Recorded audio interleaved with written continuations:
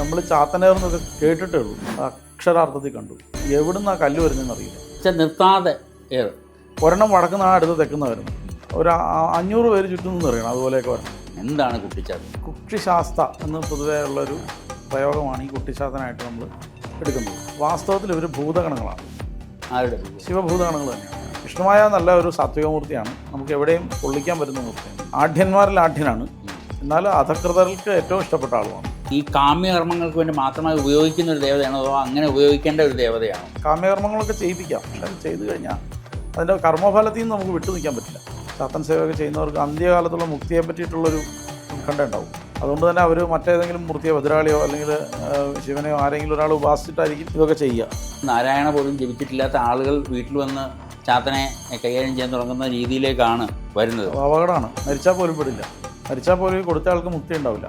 നമ്മളെ എങ്ങനെ ഉയർത്തിക്കൊണ്ട് പോകുന്ന അതിൻ്റെ 50 ഇരട്ടി താഴോട്ട് താഴും. അപ്പോൾ വീഴ്ചയുടെ ആഘാതം ഭയങ്കരമായിരിക്കും. കാരണം ഉയരും തോറും വീഴ്ചയുടെ ആഘാതം കൂടും. കുട്ടിച്ചാത്തൻ ശാസ്താവ് ഒന്നാണോ? അതായത് നമ്മളിപ്പോൾ ശബരിമല കാണുന്ന ശാസ്ത അനേക ശാസ്താക്കന്മാരിൽ ഒന്നാണ് കുക്ഷിശാസ്താവ്. പക്ഷേ എല്ലാ കുക്ഷിശാസ്താവും ധർമ്മശാസ്താവല്ല, തിരിച്ചാണ്. ശാസ്താവിന് അനേകം സ്വരൂപങ്ങളുണ്ട്. ശാസ്ത്രത്തെയും ധർമ്മത്തെയും സത്യത്തെയും ഉപാസിച്ച ഒരാൾ മന്ത്രമൂർത്തിയായി തീർന്നാൽ അയാൾ ശാസ്താവാകും.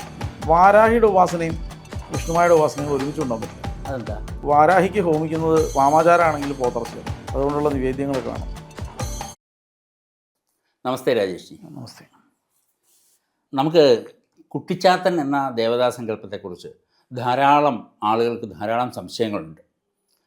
പല രീതിയിലുള്ള ഭയവും അടുപ്പവും ഒക്കെ കുട്ടിച്ചാത്തനെക്കുറിച്ച്, പിന്നെ കഥകളും ചില സിനിമകൾക്കകത്തും ഒക്കെ നമ്മൾ കുട്ടിച്ചാത്തനെക്കുറിച്ച് പല രീതിയിൽ കണ്ടിട്ടുണ്ട്. കുട്ടിച്ചാത്തൻ എന്ന ദേവാസങ്കല്പത്തെക്കുറിച്ച് ഒന്ന് വിശദീകരിക്കണം. എന്താണ് കുട്ടിച്ചാത്തൻ? കുക്ഷിശാസ്ത എന്ന് പൊതുവേ ഉള്ളൊരു പ്രയോഗമാണ് ഈ കുട്ടിശാസ്ത്രനായിട്ട് നമ്മൾ എടുക്കുന്നത്. വാസ്തവത്തിൽ ഇവർ ഭൂതഗണങ്ങളാണ്. ആരുടെ? ശിവഭൂതഗണങ്ങൾ തന്നെയാണ്. ശിവഭൂതഗണങ്ങളിലെ ബാലസ്വരൂപമായിട്ടുള്ള ആളുകളാണ്. ഐതിഹ്യമുണ്ട്, കല്ലടിക്കോട്ട് നീലി പെറ്റ കുട്ടികളാണെന്നും, അതല്ല ഒരു ഭാഗത്ത് വരുന്നത് കൂളിവാകയിലുണ്ടായ കുട്ടികളാണെന്നും, കൂളിവാകയിൽ വിഷ്ണുവായ മാത്രമേ ഉള്ളൂ എന്നും, ബാക്കിയുള്ളതൊക്കെ കല്ലടിക്കോട്ട് നീലി തന്നെ നീലിയമ്മ പെറ്റ കുട്ടികൾ എന്നാണ് പറയാറ്. അങ്ങനെയും പറയാറുണ്ട്. ഈ കല്ലടിക്കോട്ട് കരിനീലിയമ്മയും കൂളിവാക ഭഗവതി ഒന്നാണ്? ഒന്നല്ല, അത് ഒന്നാണ്. ഒരു വനദേവതാ സങ്കല്പമാണ് ഈ കല്ലടിക്കോട്ട് നീലിക്ക്. ശരിക്കും അത് ഒരു വനമൂർത്തിയാണ്. എന്ന് വെച്ചാൽ അതൊരു ദേവീ സ്വരൂപം തന്നെ, പാർവതീ സ്വരൂപം തന്നെ. മറ്റേതല്ല, മറ്റേതൊരു അവതാരമൂർത്തിയാണ്. കൂളിവാക എന്ന് പറയുന്നത് പാർവതിയുടെ ഒരു അവതാരമൂർത്തിയായിട്ടാണ് കണക്കാക്കാറ്. ഇവിടെ ഒരുപാട് ഗ്രന്ഥങ്ങളുണ്ട് ഇങ്ങനെ ഈ കോൺട്രവേഴ്സി ആയിട്ട് അങ്ങോട്ടും ഇങ്ങോട്ടുമൊക്കെ പറയുന്നത്. എന്തായാലും കേരളത്തിൽ പണ്ട് മുതലേ ഉള്ള പദ്ധതിയാണ് വിഷ്ണുവായ സങ്കല്പവും അല്ല മറ്റു കുട്ടിച്ചാത്തന്മാരുടെ സങ്കല്പങ്ങളുമൊക്കെ. അത് പൊതുവെ ഈഴവർ മുതൽ താഴേക്കുള്ള ആളുകൾ അവർ വളരെ ഭംഗിയായിട്ടത് ഉപയോഗിച്ചിരുന്നു, പ്രയോഗിച്ചിരുന്നു. ഗംഭീരമായിട്ടതിൻ്റെ പ്രചരണം ഉണ്ടായിരുന്നു. മുകളിലേക്ക് വരുമ്പോൾ കുറച്ചൊക്കെ ഒന്ന് കുറവായിരുന്നു. എന്ന് പറഞ്ഞാൽ ഞാൻ പറയണത് ജാതി വെച്ച് പറയുന്നതല്ല, ഈ ശ്രേണിയിലെ അവരുടെ ഒരു പദ്ധതിയാണ്. അവരത് കൈയടക്കി വെച്ചിരുന്ന പദ്ധതിയാണ്. അവർ നന്നായി ഉപയോഗിച്ചിരുന്ന പദ്ധതിയാണ്. അതിൽ വാസ്തവത്തിൽ ബാലഭൂതങ്ങളായിട്ടാണ് ഇവരെ പൊതുവെ കണക്കാക്കാറ്. വിഷ്ണുവായുടെ തന്നെയാണെങ്കിലും മൂലമന്ത്രത്തിൽ ബാലഭൂത എന്നാണ്, ബാലഭൂതമായിട്ടാണ് കണക്കാക്കാറ്. അപ്പോൾ അതിൻ്റേതായിട്ടുള്ള ഒരു കാര്യങ്ങളെല്ലാം ഈ സ്വഭാവം എല്ലാം ഈ മൂർത്തിക്ക് ഉണ്ടാവും. ബാലകനായതിൻ്റെ ആയിട്ടുള്ള ഒരു കുട്ടികളായതിൻ്റെയും പിന്നെ ഭൂതങ്ങളായതിൻ്റെയും രണ്ടും കൂടെ ആകുമ്പം മതിയല്ലോ. അതെ അതെ അതെ, ആ കുഴപ്പം അവർക്കുണ്ട്. ഉപാസിച്ച് കൊണ്ടുവന്നാലും അവരെ അടക്കി കൊണ്ടു നടക്കണം.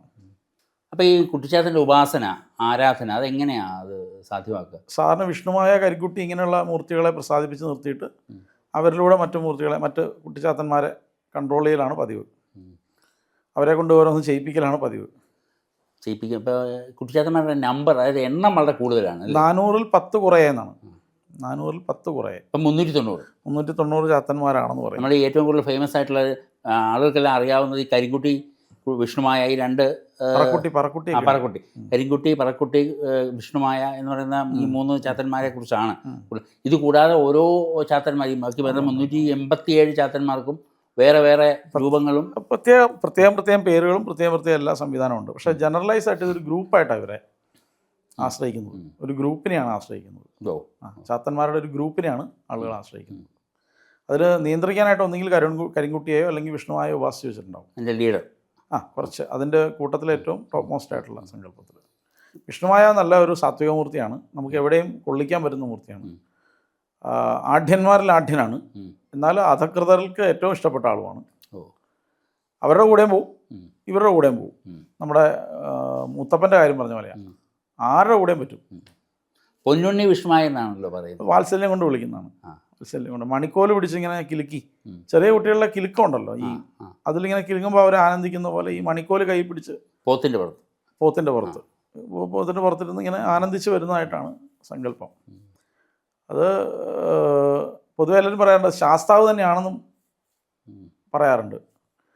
അപ്പോൾ എനിക്ക് സത്യത്തിൽ അതിനകത്തൊരു ക്ലാരിറ്റി ഇപ്പോഴും കുറവുണ്ട്. കാരണം ശാസ്താവിൻ്റെ സങ്കല്പം ഒരുപാട് വ്യത്യാസമുണ്ട്. ചാത്തൻ്റെ സങ്കല്പം പോലെ അല്ലത്.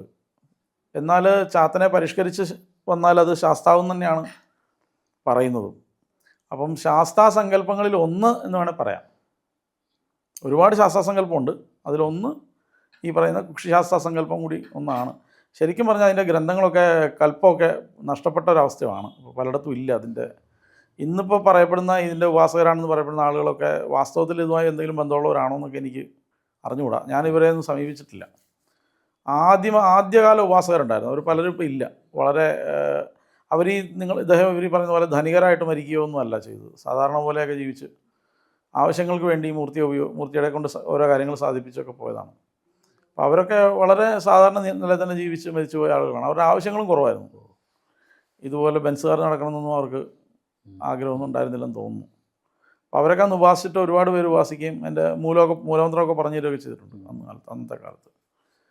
അപ്പം നമ്മുടെ പദ്ധതി അതല്ലാത്തതുകൊണ്ട് അങ്ങനെ പോയത്. എല്ലാവർക്കും ഇത് പറ്റില്ല കേട്ടോ. ജാതകവശാൽ ശനി ഉച്ചനായിട്ട് നിൽക്കുകയാണെങ്കിൽ ഈ വിഷ്ണുവായൊക്കെ നമുക്ക്, അല്ലെങ്കിൽ കുട്ടിച്ചാത്ത സങ്കല്പങ്ങളെല്ലാം നമുക്ക് വഴങ്ങിത്തരണമെങ്കിൽ പഴയ ഒരു ജന്മനാൾ ഏത് രാശി? തുലാത്തിൽ വരാം, കന്നിയിൽ വരാം, അങ്ങനെയൊക്കെ എടുക്കാം. ഒരുപാട് കണ്ടീഷൻസ് ഉണ്ട്. അതിൽ 1-2 കാര്യങ്ങളായി പറഞ്ഞു. അപ്പം അങ്ങനെ ഉച്ചനായിട്ട് നിൽക്കുകയാണെങ്കിൽ ഈ ഉപാസന പറ്റും. അതപ്പോൾ പൂർവ്വജന്മത്തിൽ അതുപോലെ സുഹൃതം ചെയ്തിട്ടോ അല്ലെങ്കിൽ ന്യായത്തിന് വേണ്ടി അതുപോലെ നിലനിൽക്കുകയൊക്കെ ചെയ്യുമ്പോഴാണ് ഈ ജന്മത്തിൽ ശനി അനുകൂലമായിട്ട് കിട്ടുന്നത്. അപ്പോൾ അങ്ങനെയുള്ളവർക്ക് വിഷ്ണുവായ കുട്ടിച്ചാത്തൻ സങ്കല്പങ്ങളൊക്കെ വളരെ നല്ലതാണ്. പിന്നെ എന്ത് തരം പദ്ധതിയും പറ്റും. വാമാചാരവും പറ്റും, ദക്ഷിണാചാരവും പറ്റും, എല്ലാ പദ്ധതിയിലും ഉപാസിക്കാം. എല്ലാ പദ്ധതിയിലും ഉപാസിച്ചിരുന്ന മൂർത്തിയാണ്.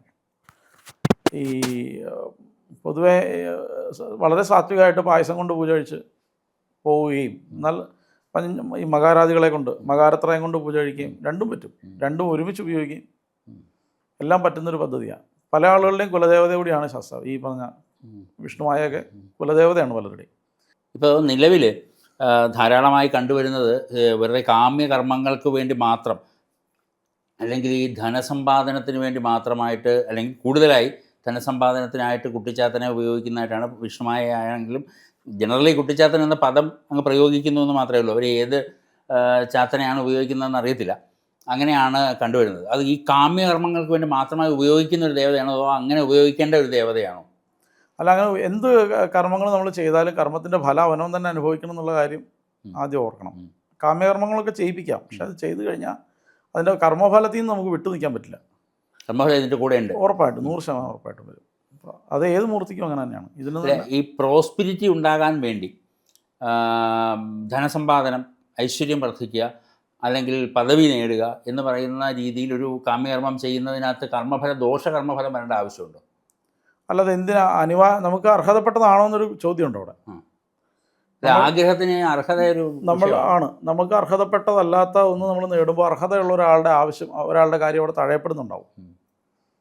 അവിടെ അതിൻ്റെ താപം ഉണ്ടാവും. എന്തായാലും ആ താപം നമ്മൾ താങ്ങേണ്ടി വരും. അത് 100% ഉറപ്പായിട്ടും ഉണ്ടാവും. ഇതെന്നല്ല, എല്ലാ മൂർത്തിക്കും അങ്ങനെ തന്നെയാണ്. മൂർത്തികൾ അന്ത്യത്തിൽ മുക്തിയെ കൊടുക്കേണ്ടതാണ്. മൂർത്തികളൊക്കെ, ഇത്തരം മൂർത്തികളൊക്കെ സാധാരണഗതിയിൽ ഈ ചാത്തൻ ഉപാസന, ചാത്തൻ സേവയൊക്കെ ചെയ്യുന്നവർക്ക് അന്ത്യകാലത്തുള്ള മുക്തിയെ പറ്റിയിട്ടുള്ളൊരു ഉത്കണ്ഠ ഉണ്ടാവും. അതുകൊണ്ട് തന്നെ അവർ മറ്റേതെങ്കിലും മൂർത്തിയോ ഭദ്രാളിയോ അല്ലെങ്കിൽ ശിവനെയോ ആരെങ്കിലും ഒരാൾ ഉപാസിച്ചിട്ടായിരിക്കും ഇതൊക്കെ ചെയ്യുക. അവസാന കാലത്ത് അതിലേക്ക് തിരിയാണ് പതിവ്. പക്ഷേ ഈ പല സ്ഥലത്തും കണ്ടുവരുന്നത് ഈ അവിടെ ചെല്ലുന്ന ഭക്തർക്ക് ചാത്തൻ്റെ ഒരു സങ്കല്പത്തെ എടുത്ത് കൊടുത്തു വിടുന്നതായിട്ടും അവർ വീട്ടിൽ വന്ന് അതിനെ ഉപാസിക്കാൻ തുടങ്ങുന്നതായിട്ടും, അതായത് സാധാരണക്കാർ അതായത് നാരായണ പോലും ജപിച്ചിട്ടില്ലാത്ത ആളുകൾ വീട്ടിൽ വന്ന് ചാത്തനെ കൈകാര്യം ചെയ്യാൻ തുടങ്ങുന്ന രീതിയിലേക്കാണ് വരുന്നത്. അപകടമാണ്. മരിച്ചാൽ പോലും പെടില്ല. മരിച്ചാൽ പോലും കൊടുത്ത ആൾക്ക് മുക്തി ഉണ്ടാവില്ല. കൊടുത്തയാൾക്ക് പിന്നെ അപ്പോൾ ഈ കൊണ്ടുവന്ന് വെച്ച ആൾക്കും അവസ്ഥ അതൊക്കെ തന്നെ ആയിരിക്കും. ഇത് നോക്കുക, ഇതിൻ്റെ വ്യവസ്ഥയും കൃത്യമായിട്ടുള്ള കാര്യങ്ങൾ മനസ്സിലാക്കിയിട്ട് വേണം കൊണ്ടുവരാനായിട്ട്. ഒരു വസ്തു മേടിക്കുമ്പോൾ ആദ്യമായിട്ട് നേരെ കയറി അങ്ങ് ഉപയോഗിക്കില്ലല്ലോ. അതിൻ്റെ കാറ്റലോഗ് എന്ന് പറഞ്ഞ സാധനം ഉണ്ടല്ലോ, അത് നോക്കാതെ ഉപയോഗിച്ച് അങ്ങനെ ഉണ്ടാവും. അതുപോലെ തന്നെ വരും. ഇതിൻ്റെ ഭവിഷ്യത്തുകൾ സഹിക്കാൻ തയ്യാറായിട്ട് വേണം ഇത് ചെയ്യാനായിട്ട്. എല്ലാവർക്കും പറ്റുന്ന മൂർത്തിയല്ല. അതിഭീകരമായ അവസ്ഥ ഉണ്ടാക്കും, അപകടം ഉണ്ടായിക്കളയും. നമ്മളെ എങ്ങനെ ഉയർത്തിക്കൊണ്ട് പോകുന്ന അതിൻ്റെ 50 ഇരട്ടി താഴോട്ട് ഇടും. അപ്പോൾ വീഴ്ചയുടെ ആഘാതം ഭയങ്കരമായിരിക്കും. കാരണം ഉയരും തോറും വീഴ്ചയുടെ ആഘാതം കൂടും. വീണ് കഴിഞ്ഞാൽ അതിശക്തമായി വീഴും. അല്ല, ഈ ഇങ്ങനെ പറയുമ്പോൾ ഒരു കാര്യം ചോദിക്കട്ടെ, ഈ ഉപാസന അതിൻ്റെ നേരായ രീതിയിൽ വിധിയാമണ്ണം നടത്തിക്കൊണ്ട് പോയി കഴിഞ്ഞാൽ ഈ വീഴ്ചയുടെ വിഷയം വരുന്നില്ലല്ലോ. കാരണം മറ്റൊരു ദേവതയെ ആരാധിക്കുമ്പോൾ നമ്മൾ ഈ വീഴ്ചയെക്കുറിച്ച് ആരും സംസാരിക്കുക, അങ്ങനത്തെ പ്രശ്നങ്ങൾ വരുന്നില്ല. അല്ല, ഇവിടെ ഈ കാമ്യകർമ്മങ്ങൾ കൂടുതൽ ചെയ്യുന്നതുകൊണ്ടാകും. മറ്റൊരു മൂർത്തി ചിലപ്പോൾ കാമ്യകർമ്മങ്ങൾക്ക് അത്ര വഴിപ്പെട്ട് തരില്ല. ന്യായം, അതിന് ഒരുപാട് കാര്യങ്ങൾ അവർ ചിന്തിക്കും. ഇവിടെ ന്യായങ്ങൾ, ധർമാധർമ്മ ചിന്തകൾ ഒരുപാട് വരും. ഇവിടെ അതില്ല. ഇതിൻ്റെ ആ കർമ്മഫലം മുഴുവനായിട്ട് നീ അനുഭവിച്ചത്, നല്ലതും നിനക്ക് ചീത്തയും നിനക്കെന്നുള്ള സ്റ്റാൻഡ് വരും. അപ്പം അങ്ങനെ വരുമ്പോഴാണ് അതിന് പ്രശ്നം വരുന്നത്. അല്ല, ഈ അതായത് നമ്മളിപ്പോൾ ആഭിചാരങ്ങൾ ചെയ്യുമ്പോൾ അങ്ങനെയുള്ള കാര്യങ്ങൾക്ക് വേണ്ടി ഈ ചാത്തന്മാരെ ഉപയോഗിക്കുന്നതായിട്ട് പണ്ട് തൊട്ടേ ഒരു ചൊല്ലുണ്ട്, പറയുന്നതും കേട്ടിട്ടുണ്ട്. അപ്പോൾ ശരിക്കും ഒരു ആഭിചാരമൂർത്തിയാണ് കൂടെയാണോ, അതോ ആഭിചാരമൂർത്തിയാണോ? അതിപ്പോൾ നമ്മളൊരു വാള് കിട്ടിയാൽ നമുക്ക് അതുകൊണ്ട് എന്തും ചെയ്തുകൂടെ, അല്ലേ? ജീവൻ കൊടുക്കുന്ന വസ്തു തന്നെ ജീവൻ എടുക്കാനും ഉപയോഗിക്കാറില്ലേ? കറണ്ട്, ഇലക്ട്രിസിറ്റി, ഷോക്ക് അടിപ്പിക്കുകയും ചെയ്യാം, ലൈറ്റും കത്തിക്കാം. നിങ്ങൾ എന്തിനു വേണ്ടി ഉപയോഗിക്കുന്നു എന്നുള്ള ഇൻറ്റൻഷനാണ് പ്രശ്നം. നമ്മുടെ ഇൻറ്റൻഷൻ റോങ് ആയിട്ടുള്ളതുകൊണ്ടാണ് നമുക്ക് ഇങ്ങനെയുള്ള കർമ്മങ്ങളൊക്കെ അവരെ കൊണ്ട് ചെയ്യിക്കാനായിട്ടൊക്കെ തോന്നുന്നത്. വാസ്തവത്തിൽ അതേ സമയത്ത് നമ്മൾ സാക്ഷാൽ മഹാദേവനായിട്ട് കണ്ട് തന്നെ പൂജിച്ച് പോയി ശാസ്താവിന് അങ്ങനെ ഉപാസിച്ച് പോയി നോക്കി, അപ്പോൾ ആ മൂർത്തി മോക്ഷത്തെയും കൂടി കൊടുക്കാൻ ശേഷിയുണ്ടാവും. ഇതെന്ന് പറഞ്ഞാൽ ഇതിനെ വെറും ഒരു ഇങ്ങനെയുള്ള കളിപ്പാട്ടം പോലെ കണക്കാക്കുന്നതിൻ്റെ പുറത്താണ് ഈ മൂർത്തികൾ ഇങ്ങനെ ആയി പോകുന്നത്. പലരും ഈ ചാത്തനുപാസനയും ചാത്തനെ ഉപയോഗിച്ച് അത് ചെയ്തു ഇത് ചെയ്തു എന്നൊക്കെ പറയുമ്പോൾ ചാത്തനെ അടിമ പോലെ വെച്ചിട്ടാണല്ലോ, അല്ലെങ്കിൽ എന്തും ചെയ്യിക്കുക എന്ന് പറഞ്ഞു കഴിഞ്ഞാൽ ധർമാധർമ്മ ചിന്ത ഈ ചെയ്യിക്കുന്ന ആളിനെങ്കിലും വേണമല്ലോ. അപ്പോൾ ഈ ചെയ്യിക്കുന്ന ആളിനോട് കുറേ കാലം കഴിയുമ്പോൾ ചാത്തനൊരു റൈവലറി വരുത്തില്ലേ, ഒരു വിയോജിപ്പ് വരുത്തില്ലേ? അല്ല, അങ്ങനെയൊന്നുമില്ല. ഇത് അവരെ സംബന്ധിച്ച് ഇതിൻ്റെ കാലയളവ് തീരെ കുറവാണ്. നമ്മൾ പറയുമ്പോൾ 100 വർഷം എന്നൊക്കെ പറഞ്ഞാൽ അവരെ സംബന്ധിച്ച് അത് വെറും നിമിഷങ്ങളാണ്. അതിൽ അത്ര വലിയ റോളൊന്നും, ദേവവർഷം എന്ന് പറയുന്ന കൺസെപ്റ്റ്, അങ്ങനെയൊന്നും വലിയ ഒരു പ്രശ്നമൊന്നും വരികയില്ല. പക്ഷേ ഈ പറഞ്ഞതുപോലെ സ്ഥിരമായി കാമ്യകർമ്മങ്ങൾ വരുമ്പോൾ ആ കാമ്യകർമ്മങ്ങളുടെ കർമ്മഫലം നമ്മളെ ബാധിക്കും. ഇപ്പം ഈ ചാത്തൻ ബാധയായി വന്നു എന്ന് പറയുന്ന ഒരുപാട് ജ്യോത്സ്യന്മാർ എവിടെയൊക്കെ ചെന്ന് നോക്കിയാലും ചില ആളുകൾ ചാത്തൻ ബാധയായിട്ട് വന്നിട്ടുണ്ട് എന്ന് പറയും. ഇപ്പം ഈ ചാത്തൻ ബാധയായിട്ട് വന്നാൽ എന്ത് ചെയ്യും? സാധാരണഗതിയിൽ ശനിയുമായി ബന്ധപ്പെട്ട ഏതെങ്കിലും ഹോമങ്ങൾ കഴിക്കും, ശക്തിയായിട്ട് ഉള്ള മന്ത്രങ്ങളെ കൊണ്ട്. ഇപ്പോൾ ഉദാഹരണം അഘോരം, അത് കഴിച്ചതിന് ശേഷം ഈ ദുരിതമായിട്ട് നിൽക്കുന്ന കലകളെ അതത് പ്രതിമകളിലേക്ക് ആവാഹിച്ച് മാറ്റുവാണ്. അപ്പം ചാത്തനാണെങ്കിൽ അതൊരു ചാത്തൻ്റെ പ്രതിമയിലേക്ക് ആവാഹിച്ചിട്ട് അതത് ക്ഷേത്രങ്ങളിലേക്ക് കൊടുത്തുവിടും. അവിടെ അത് ലയിപ്പിക്കാനുള്ള ശ്രമം നടത്തും. തൃപ്രയാർ ക്ഷേത്രവുമായി ബന്ധപ്പെട്ട് അവിടെയാണല്ലോ തൃപ്രയാറിൽ ദേവൻ്റെ ഒരു കാവൽക്കാരനായിട്ട് കണക്കാക്കുന്നത് ചാത്തനെയാണ്. ആവണങ്ങാട്ട് കളരി വളരെ പ്രശസ്തമായ ചാത്തൻ്റെ സാത്വികമായ കർമ്മങ്ങളെ അവരൊക്കെ ചെയ്യുന്നുള്ളൂ, അല്ലാതെ ഇങ്ങനെയുള്ള പണിയൊന്നും ചെയ്യുന്നൊന്നുമില്ല. പ്രധാനപ്പെട്ട ദേവസ്വം ബോർഡ് ക്ഷേത്രങ്ങൾ അല്ലെങ്കിൽ ഏറ്റവും പ്രധാനപ്പെട്ട ക്ഷേത്രങ്ങളിലൊന്നും കാണാത്ത ഒരു മൂർത്തിയാണല്ലോ കുട്ടിച്ചാത്തൻ എന്ന്. പക്ഷേ ചില പ്രദേശങ്ങളിൽ അല്ലെങ്കിൽ വീടുകളിലൊക്കെ വെച്ചിട്ടാണ് ഇതിനെ ആരാധിക്കുന്നത്. അപ്പോൾ ഈ സമൂഹ ആരാധനയ്ക്ക് പറ്റിയ മൂർത്തിയല്ല. പറ്റുമെന്ന്, എന്തും പറ്റും. എന്തും സമൂഹ ആരാധനയ്ക്കും അല്ലാതെയും വ്യക്തിപരമായിട്ടും രഹസ്യോപാസനയ്ക്കും ഒക്കെ പറ്റും. നമ്മുടെ ഇൻറ്റൻഷനാണ് പ്രശ്നം. നമുക്ക് ഇവിടെ മൂർത്തിക്കല്ല പ്രശ്നം, നമുക്കാ പ്രശ്നം. കൈകാര്യം ചെയ്യുന്ന ആളിനാണ് പ്രശ്നം. നമുക്ക് തന്നെ പ്രശ്നം, 100% നമുക്ക് തന്നെ പ്രശ്നം. നമ്മുടെ ഇൻറ്റൻഷൻ മോശമായതുകൊണ്ടാണ്, അല്ലേ? നമ്മൾ ഇൻറ്റൻഷൻ നല്ലതാണെങ്കിൽ നമുക്ക് എന്ത് വസ്തുവും നന്നായി ഉപയോഗിക്കാം. ഇൻറ്റൻഷൻ മോശമാണെങ്കിൽ പറഞ്ഞിട്ട് കാര്യമില്ല. പഞ്ചാമൃതം കിട്ടിയാലും അത് വിഷമാവും, അല്ലേ? അതെ.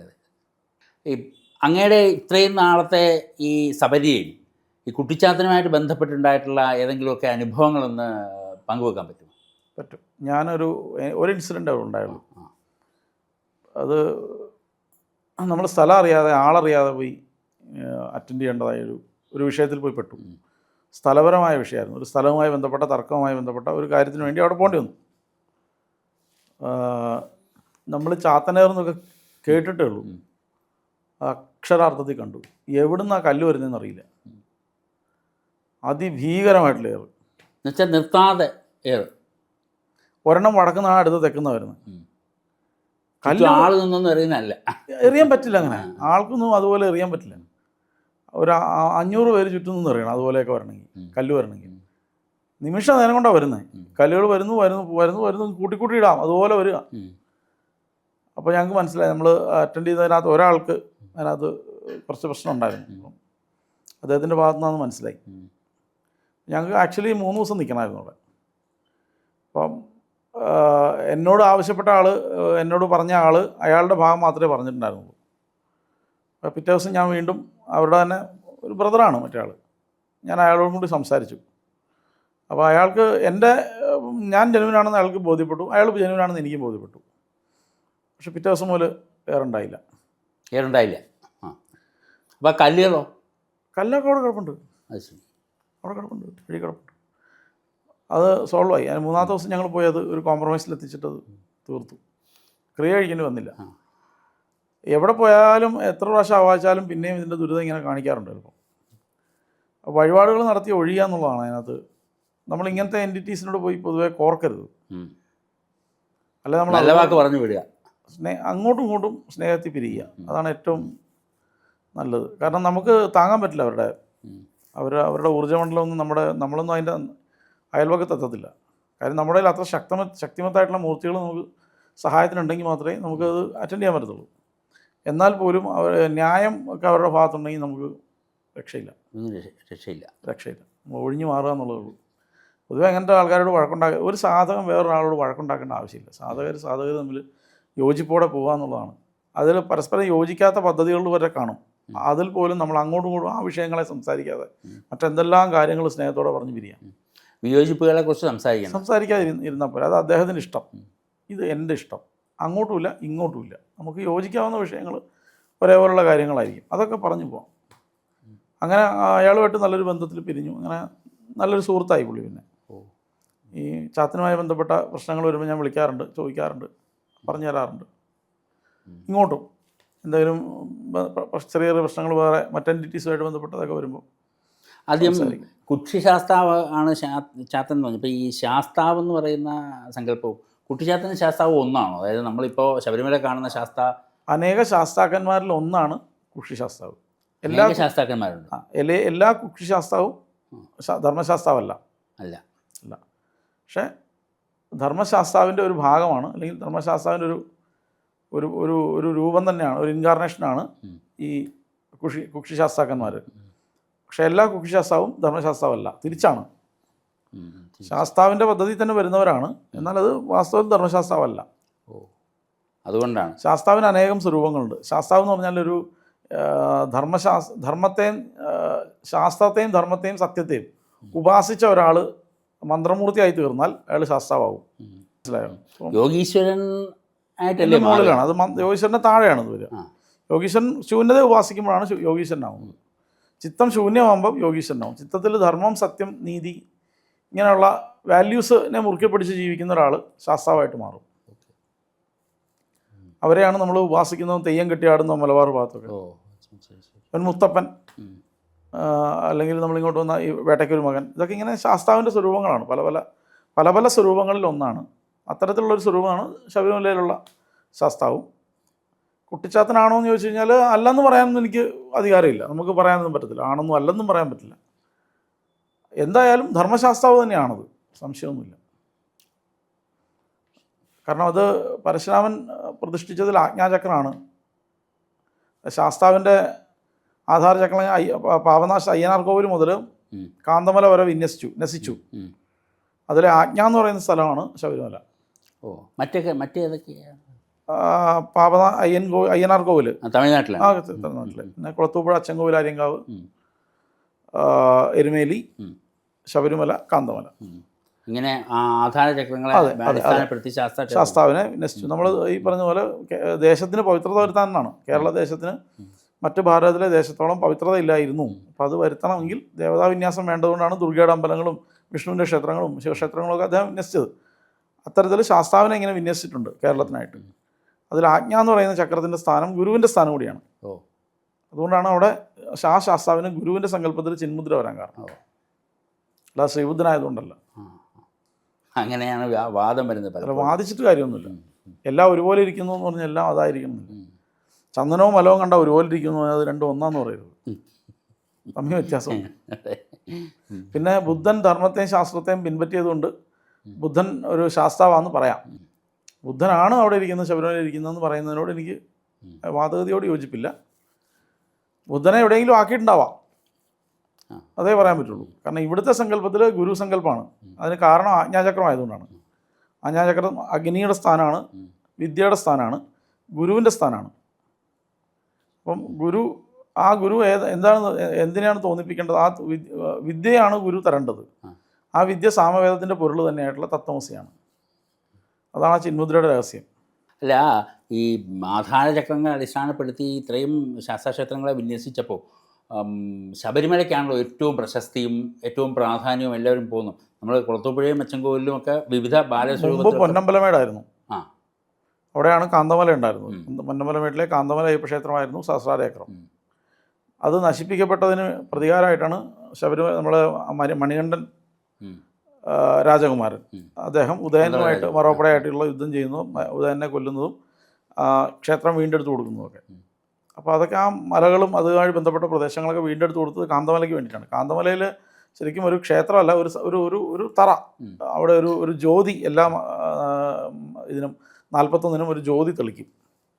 ജ്യോതി തെളിച്ച് അവിടെ ഒരു അനുഷ്ഠാനം അവർ നടത്തും. അതാണ് അവിടെ പൊതുവെ പതിവ്. അതായത് ഇന്ന് നമ്മൾ പൊന്നമ്പലമേടെന്ന് വിളിക്കുന്നതാണ് പഴയ കാന്തമല. അതെ അതെ അതെ, അത് തന്നെയാണ്. അവിടെ തന്നെ അല്ലെങ്കിൽ അവിടെ നിന്ന് കുറച്ച് മാറിയോ ക്ഷേത്രത്തിൻ്റെ അവശിഷ്ടങ്ങളൊക്കെ ഉണ്ടോ? അതുണ്ട്, പറഞ്ഞു കേട്ടിട്ടുണ്ട്. പോത്തിൻ്റെ പുറത്താണല്ലോ പൊന്നുണ്ണി വിഷ്മായ വരുന്നത്. ഈ കരിങ്കുട്ടിക്കും അതുപോലെ തന്നെ കാളയുടെ പുറത്തോ ആണെന്ന്. പറക്കുട്ടി ചാത്തൻ വേറെ ഒരു വാഹനമുണ്ട്. അപ്പോൾ ഈ കുട്ടിച്ചാത്തന്മാരെ ഉപാസിക്കുന്ന ആളുകൾ ഇതിൻ്റെ വാഹനങ്ങളെ ഉപദ്രവിക്കാൻ പാടില്ല, ഭക്ഷണം കഴിക്കരുത്, കഴിക്കാം, ഇങ്ങനെ പല പല വേർഷൻസ് കഥകളും അല്ലെങ്കിൽ വിശ്വാസങ്ങളുമാണ് പ്രചരിക്കപ്പെടുന്നത്. ഇതിൻ്റെ എന്നോട് ഈ വിഷ്ണുവായുടെ സേവ ഉള്ള ഒരാൾ എനിക്ക് പറഞ്ഞു തന്ന ആൾ പറഞ്ഞത് 4 കാലിൽ നിൽക്കുന്ന ഒന്നിനെ ഉപദ്രവിക്കരുത്. അപ്പം മാനിറച്ചി ഒന്നും കഴിക്കാൻ പറ്റില്ല, ആടുമൊന്നും പറ്റില്ല എന്നാണ് അദ്ദേഹത്തിൻ്റെ വേർഷൻ. അദ്ദേഹത്തിന് ഉപദേശം കിട്ടിയത് അങ്ങനെ ആയിരിക്കും. ചിലർ പറയും പശുവും പോത്തുമാണ് അവർ പറയുന്നത്. ഈ വാരാഹിയുടെ ഉപാസനയും വിഷ്ണുവായുടെ ഉപാസനയും ഒരുമിച്ച് കൊണ്ടുപോകാൻ പറ്റില്ല. ആണോ? അതെന്താ? അതിൻ്റെ പദ്ധതി എന്താണെന്ന് വെച്ചാൽ ഈ വാരാഹിക്ക് ഹോമിക്കുന്നത് വാമാചാരമാണെങ്കിൽ പോത്തിറച്ചിയാണ്. അതുകൊണ്ടുള്ള നിവേദ്യങ്ങളൊക്കെ വേണം. ഓ, പോത്തിറച്ചി ഹോമിക്കും കറി വെച്ചിട്ട് നേദ്യമാക്കില്ല, മാംസമായിട്ട് തന്നെ ഹോമിക്കും. എൻ്റെ മന്ത്രപ്രയോഗങ്ങളിൽ അങ്ങനെയൊക്കെ വിധിയുണ്ട്. പോത്തിൻ്റെ തുകലിൽ വേണം ഇരിക്കാൻ. ഓ, രണ്ടും പറ്റില്ല. അത് രണ്ടും വിഷ്ണുവായ സേവ ഉള്ളപ്പോൾ പറ്റത്തില്ല. അപ്പം രണ്ടും കൂടെ കോൺട്രഡിക്റ്ററി ആണ്. അതുകൊണ്ട് ഏതെങ്കിലും ഒന്ന് പിൻപറ്റാനേ പറ്റത്തുള്ളൂ. ഇപ്പോൾ ശ്രീവിദ്യാ പദ്ധതി തന്നെ വിഷ്ണുവായ പദ്ധതി കൊണ്ടു നടക്കുന്നവരുണ്ട്. അപ്പം അങ്ങനെയാണെങ്കിൽ വാരാഹി ഉപാസിക്കാൻ പറ്റില്ല. വരാഹി ഉപാസിച്ചില്ലെങ്കിൽ ശ്രീവിദ്യ പൂർണ്ണമാവില്ല. ഞാൻ അതിലേക്ക് ചോദിക്കാൻ വന്നു. മന്ത്രിണിയല്ലേ, മന്ത്രിയില്ലാത്ത രാജാവായി പോകും. അപ്പോൾ അത് രണ്ടും കൂടെ എങ്ങനെ കൊണ്ടുപോകും എന്നുള്ളത് ഒരു പ്രശ്നമാണ്. കൊണ്ടുപോകുന്ന വിദ്വാന്മാരുണ്ടെന്ന് പറയുന്നേക്കാം, ഉണ്ടെന്ന് എനിക്കറിഞ്ഞൂടാ, പറ്റത്തില്ല. എനിക്ക് ആദ്യമേ തന്നെ ഇത് ചെറിയ പ്രായത്തിൽ തന്നെ പറഞ്ഞു തരാമെന്ന് പറഞ്ഞാണ്, ഉപദേശിച്ചാണ്. എനിക്കെന്തോ അങ്ങോട്ട് അത് വേണമെന്ന് തോന്നിയില്ല. അങ്ങനെ എനിക്ക് ഇങ്ങനെ കുനിഞ്ഞു നിൽക്കുന്നതിനോട്, എനിക്ക് ഇങ്ങനെ തൊഴുതു നിൽക്കുന്നതിനോട് എനിക്ക് താല്പര്യമുള്ളൂ. നമ്മൾ സ്വയം അങ്ങനെ നിൽക്കുന്നതിനോടാണ് താല്പര്യം. അല്ല നമുക്ക് വേണ്ടി ഒരാളിങ്ങനെ നമ്മുടെ സേവകഭാവത്തിൽ നമ്മളെ തൊഴുത് ഇങ്ങനെ കുനിഞ്ഞു നിൽക്കുന്നു. കുട്ടിച്ചാത്തൻ ഉപാസകന്മാർക്ക് ഒരു യജമാന ഭാവമുണ്ടല്ലേ? അവർ ആജ്ഞാപിക്കലാണ് പതിവ്. അതൊന്നും എനിക്ക് അങ്ങ് യോജിച്ചില്ല, അത്രേ ഉള്ളൂ. മാനസികമായിട്ട് എനിക്ക് എൻ്റെ സ്വാതന്ത്ര്യമാണ്, യോജിക്കാതിരിക്കുക എനിക്ക് ചെയ്യാം. വേറൊരാൾ ചെയ്യുന്നത് ശരിയല്ലെന്ന് പറയാനും ആളില്ല. ഈ ക്വസ്റ്റ്യനൊന്നും സാധാരണഗതിയിൽ ഞാൻ അഡ്രസ്സ് ചെയ്യാറില്ലാത്തതാണ്. പക്ഷേ നിങ്ങളിത് ചോദിച്ച സ്ഥിതിക്ക് ഞാൻ ഇതിനെപ്പറ്റി എനിക്ക് അറിയാവുന്ന വിഷയങ്ങൾ പറഞ്ഞു എന്ന് മാത്രമേ ഉള്ളൂ. ഒരു കാര്യം ശ്രദ്ധിക്കണം, എത്ര കണ്ട് ഫലപ്രദമാണോ അത്ര കണ്ട് തിരിച്ചടി വരും. അപ്പം അല്ലാതെ എല്ലാ മൂർത്തിക്കും അങ്ങനെ വരത്തില്ലേ? എത്ര കണ്ട് ഫലപ്രദമാണോ എന്ന് വെച്ച് കഴിഞ്ഞാൽ നമ്മളിപ്പോൾ കാമ്യത്തിനായിട്ട് കുട്ടിച്ചാത്തനെ അല്ലാതെ ഒരുപാട് ദേവതകളെ നമ്മൾ ഉപാസിക്കുന്നുണ്ടല്ലോ. അവരങ്ങനെ ഒരു വിഷയത്തിലേക്ക് പോകുന്നതിന് മുൻപ് ഒരുപാട് പ്രാവശ്യം നമുക്ക് വാണിങ്ങോ കിട്ടും. ഇതൊന്നും ഉണ്ടാവണം നിർബന്ധമൊന്നുമില്ല. നേരെ പോവും, കാര്യം നടത്തും. വെട്ടൊന്ന് മുറി 2. അപ്പം അതിൻ്റെ താപം നമ്മൾ താങ്ങേണ്ടി വരും. അപ്പോൾ ഇതുവരെ ഈ നമ്മുടെ പല പ്രേക്ഷകരും പലരും പല സ്ഥലത്തും ഈ കുട്ടിച്ചാത്തൻ ഉപാസനയെക്കുറിച്ചും കുട്ടിച്ചാത്തനെക്കുറിച്ചുള്ള അല്ലെങ്കിൽ ബാധ പോലത്തെ കാര്യങ്ങളെക്കുറിച്ചുമൊക്കെ ധാരാളം സംശയങ്ങളൊക്കെ കൊണ്ടു നടക്കുന്ന ആളുകളുണ്ട്. അപ്പോൾ അവർക്കൊക്കെ വേണ്ടിയിട്ട് അങ്ങയുടെ ഈ ഉൾക്കാഴ്ച ഷെയർ ചെയ്തതിന് വളരെ നന്ദി, സന്തോഷം.